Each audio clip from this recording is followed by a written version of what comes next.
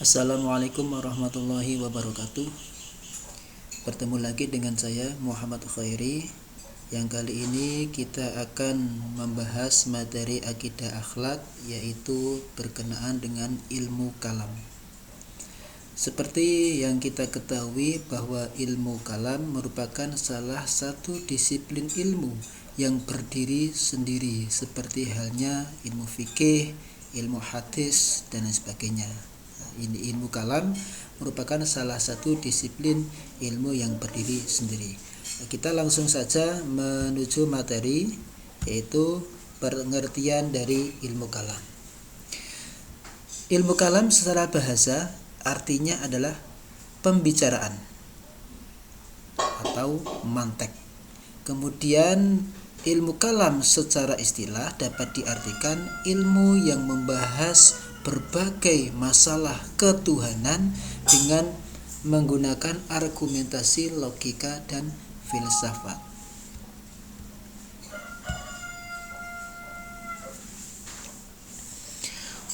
Adapun untuk sejarah perkembangan ilmu kalam itu terbagi menjadi 5 periode. Yang pertama yaitu pada masa Rasulullah SAW. Yang kedua masa Khulafaur Rasyidin. Yang ketiga pada masa Bani Umayyah. Yang keempat masa Bani Abbasiyah. Yang kelima yaitu masa setelah Bani Abbasiyah. Ketika masa Rasulullah SAW tidak ada firqah-firqah ataupun golongan-golongan yang mengatasnamakan umat Islam tertentu.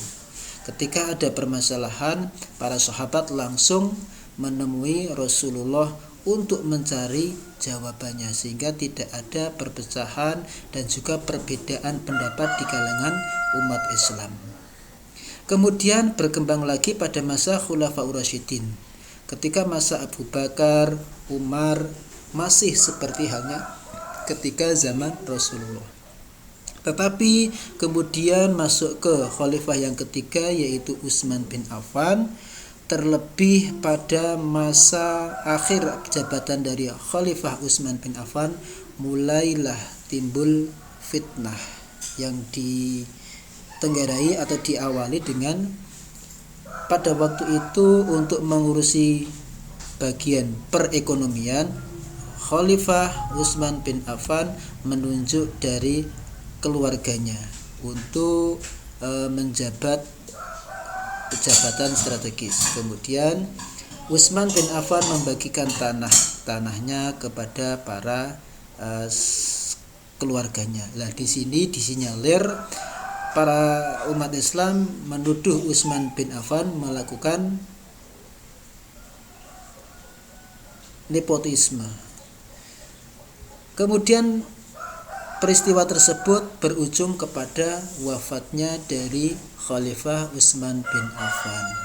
Nah, ketika peristiwa wafatnya Utsman bin Affan dikenal dengan al-fitnah al-kubra, fitnah yang besar, karena pada masa itu merupakan masa pilu yang terjadi dalam sejarah Islam.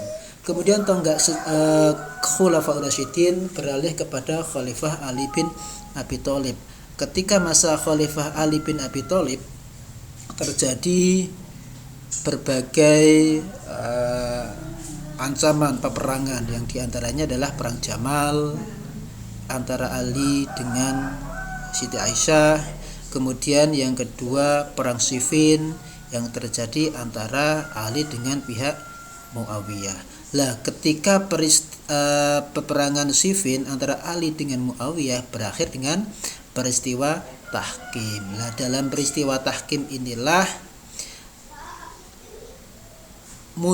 mulai muncul firqah-firqah dalam umat Islam.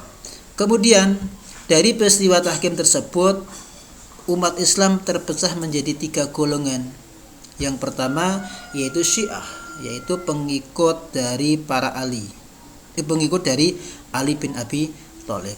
Kemudian yang kedua yaitu adalah Khawarij, merupakan golongan yang tadinya pengikut Ali kemudian keluar dari Ali, yang kemudian memusuhi Ali dan juga memusuhi golongan yang ketiga yaitu Muawiyah. Berarti Khawarij merupakan golongan yang memusuhi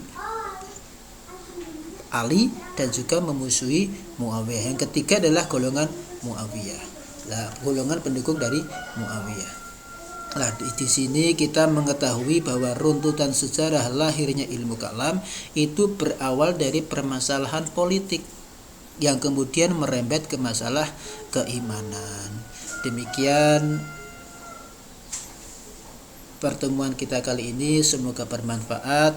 Kurang lebihnya saya mohon maaf. Saya akhiri, wassalamualaikum warahmatullahi wabarakatuh.